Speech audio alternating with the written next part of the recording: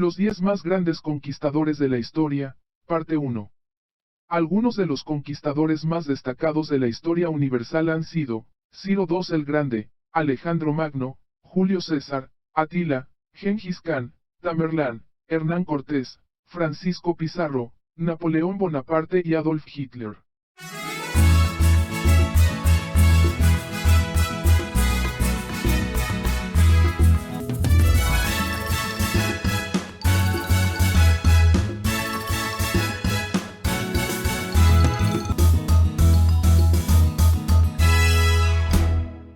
Ciro el Grande 590 AC 530 AC.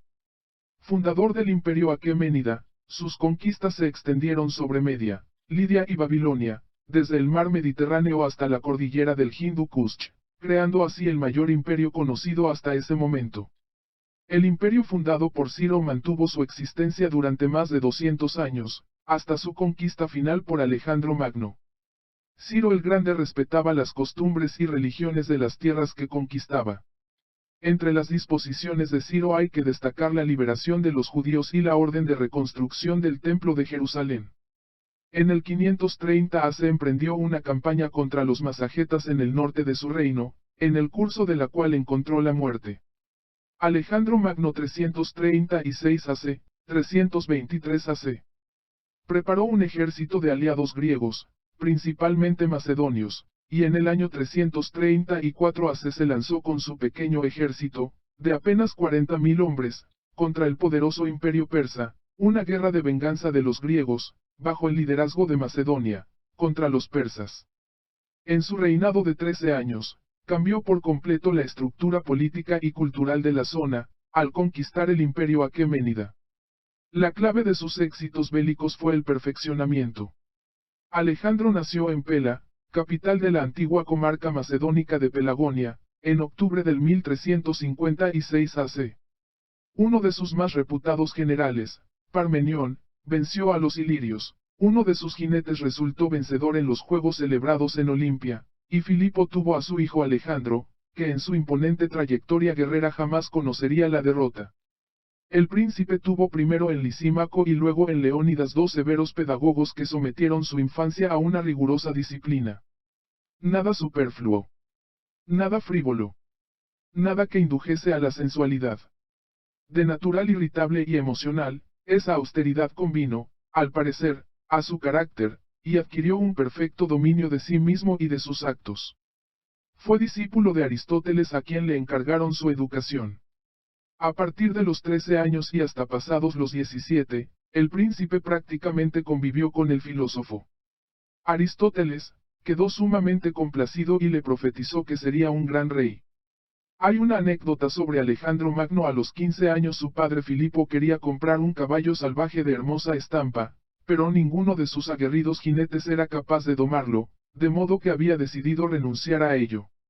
Alejandro, encaprichado con el animal, quiso tener su oportunidad de montarlo, aunque su padre no creía que un muchacho triunfara donde los más veteranos habían fracasado. Ante el asombro de todos, el futuro conquistador de Persia subió a lomos del que sería su amigo inseparable durante muchos años, Bucéfalo, y galopó sobre él con inopinada facilidad. Antes de comenzar sus conquistas su padre lo abrazó y con lágrimas en los ojos le dijo: «Hijo mío, búscate otro reino que sea digno de ti. Macedonia es demasiado pequeña». Cuando llegaron a Corinto, Alejandro sintió deseos de conocer al gran filósofo Diógenes, famoso por su proverbial desprecio por la riqueza y las convenciones, quien, aunque rondaba los 80 años, conservaba sus facultades intelectuales. Sentado bajo un cobertizo, calentándose al sol, Diógenes miró al rey con total indiferencia. Según Plutarco, cuando el monarca le dijo: «Soy Alejandro, el rey», Diógenes le contestó: «Y yo soy Diógenes, el cínico».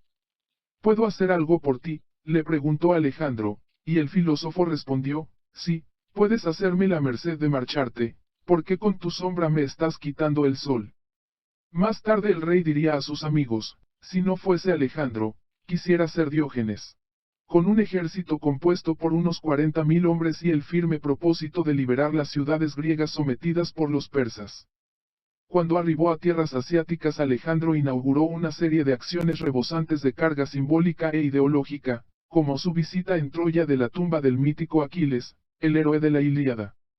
Casi de inmediato se enfrentó a las tropas persas, que eran superiores en número, junto al río Gránico, obteniendo una rotunda victoria y enviando a Atenas 300 armaduras de los vencidos como ofrenda a la diosa Atenea. Esta primera victoria no solo asestaba un duro golpe al imperio persa, sino que validaba el poder y las fuerzas de Alejandro y consolidaba su posición frente a los griegos.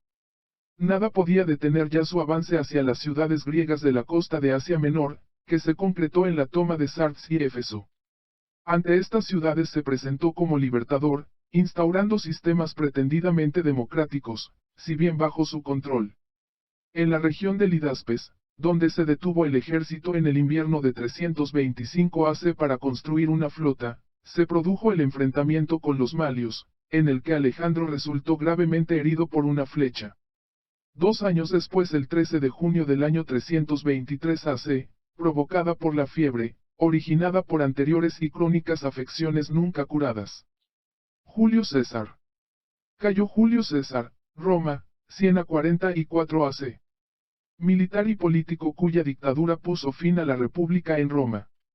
Julio César tuvo un sueño que le predecía el dominio del mundo después de haber llorado ante el busto de Alejandro Magno por haber cumplido su edad sin haber alcanzado un éxito importante.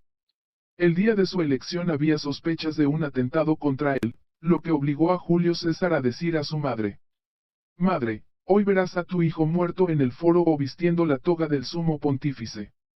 Sus conquistas extendieron el dominio romano sobre los territorios que hoy integran Francia, Bélgica, Países Bajos y parte de Alemania. Fue el primer general romano en penetrar en los inexplorados territorios de Britania y Germania. Fue igualmente brillante en los asedios de ciudades, llegando al culmen en el sitio de Elichie, en donde ordenó construir una doble línea de fortificaciones de varios kilómetros de extensión, para blindarse frente a los casi 300.000 galos que intentaban ayudar a los 80.000 soldados a los que César tenía acosados dentro de la plaza fuerte. César, con menos de 50.000 efectivos correspondientes a 10 legiones nunca completas tras 8 años de guerras en las Galias, venció a unos y a otros en la misma batalla en la que se decidió el destino de los galos. César inició una guerra civil de 3 años, 49 a 46, en la que resultó victorioso, conquistó primero Roma e Italia, luego invadió Hispania, y finalmente se dirigió a Oriente, en donde se había refugiado Pompeyo. Persiguiendo a este, llegó a Egipto, en donde aprovechó para intervenir en una disputa sucesoria de la familia faraónica, tomando partido en favor de Cleopatra. Julio César murió asesinado en una conjura dirigida por Casio y Bruto. El 15 de marzo de 44 AC. Atila. Llanuras danubianas, 395, 1, Valle de Tisa, 453 DC, fue el último y el más poderoso caudillo de los hunos, tribu procedente probablemente de Asia, aunque sus orígenes exactos son desconocidos. Atila gobernó el mayor imperio europeo de su tiempo, desde el 434 hasta su muerte en 453. Conocido en Occidente como el azote de Dios. Durante su reinado fue uno de los peores enemigos del Imperio Romano, que en su etapa final estaba dividido en dos, el Imperio Oriental, con capital en Constantinopla, y el Imperio Occidental, con capital en Rávena, puesto que Roma había dejado de ser el centro político del imperio. Atila invadió 2 veces los Balcanes, estuvo a punto de tomar la ciudad de Roma. Atila reclamó como condición para la paz que los romanos continuaran pagando un tributo en oro y que evacuaran una franja de tierra cuya anchura iba de las 300 millas hacia el este desde Sigindunum hasta las 100 millas al sur del Danubio. Atila apareció de nuevo en el 452 para exigir su matrimonio con Honoria, invadiendo y saqueando Italia a su paso. Su ejército sometió a pillaje numerosas ciudades y arrasó Aquilea hasta sus cimientos. La nación bárbara de los hunos, que habitaba en Tracia, llegó a ser tan grande que más de 100 ciudades fueron conquistadas y Constantinopla llegó casi a estar en peligro y la mayoría de los hombres huyeron de ella, y hubo tantos asesinatos y derramamientos de sangre que no se podía contar a los muertos. Hay, que incluso ocuparon iglesias y monasterios y degollaron a monjes y doncellas en gran número.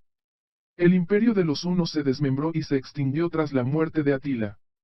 Los hunos fueron un pueblo nómada de cazadores y ganaderos de los que no se conservan registros escritos propios.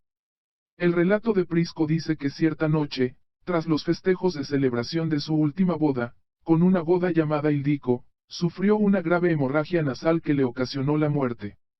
Sus soldados, al descubrir su fallecimiento, le lloraron cortándose el pelo e hiriéndose con las espadas, pues como señala Jordens el más grande de todos los guerreros no había de ser llorado con lamentos de mujer ni con lágrimas, sino con sangre de hombres. Lo enterraron en un triple sarcófago de oro, plata y hierro junto con el botín de sus conquistas, y los que participaron en el funeral fueron ejecutados para mantener secreto el lugar de enterramiento. Otra versión de su muerte es la que nos ofrece, 80 años después del suceso, el cronista romano conde Marcelino. Atila, rey de los hunos y saqueador de las provincias de Europa, fue atravesado por la mano y la daga de su mujer. Gengis Khan nació en 1162 y murió en 1227 de 65 años. Fue un guerrero y conquistador mongol que unificó a las tribus nómadas de esta etnia del norte de Asia, fundando el primer imperio mongol, el imperio contiguo más grande. Bajo su liderazgo como Gran Khan, los mongoles comenzaron una oleada de conquistas que extendió su dominio a un vasto territorio, desde Europa Oriental hasta el Océano Pacífico, y desde Siberia hasta Mesopotamia, la India e Indochina. Su verdadero nombre era Temujin, que significa, de hierro o herrero. Quien estaba llamado a forjar el más vasto imperio que ha conocido la humanidad nació en las desoladas estepas de Mongolia, allí donde el frío y el viento hacen a los hombres duros como el diamante, insensibles como las piedras y tenaces como la hierba áspera que crece bajo la nieve helada. El pueblo mongol era uno de los pueblos nómadas más pequeños, cada uno tenía su propio khan o príncipe, encargado de cuidar que en su territorio reinase un cierto orden.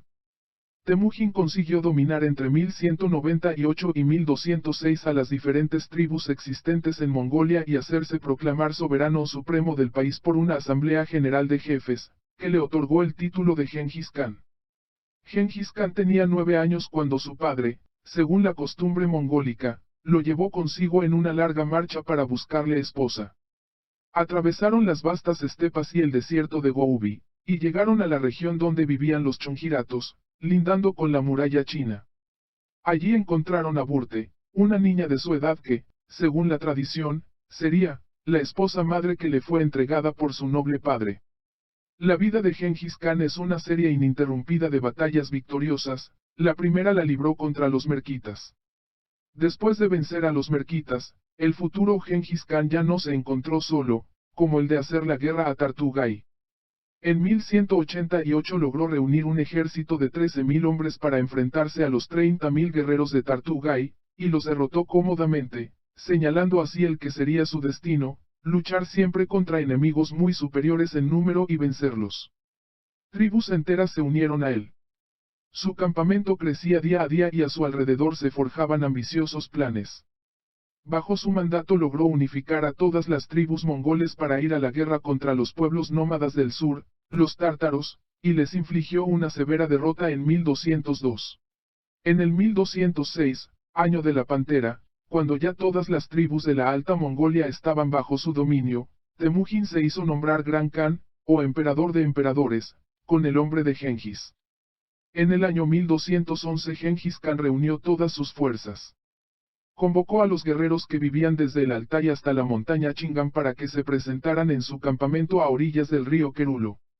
Al este de su imperio estaba China, con su antiquísima civilización. Al oeste, el Islam, o el conjunto de naciones que habían surgido tras la estela de Mahoma. Más a occidente se extendía Rusia, que era entonces un conglomerado de pequeños estados, y la Europa central. Gengis Khan decidió atacar primero China.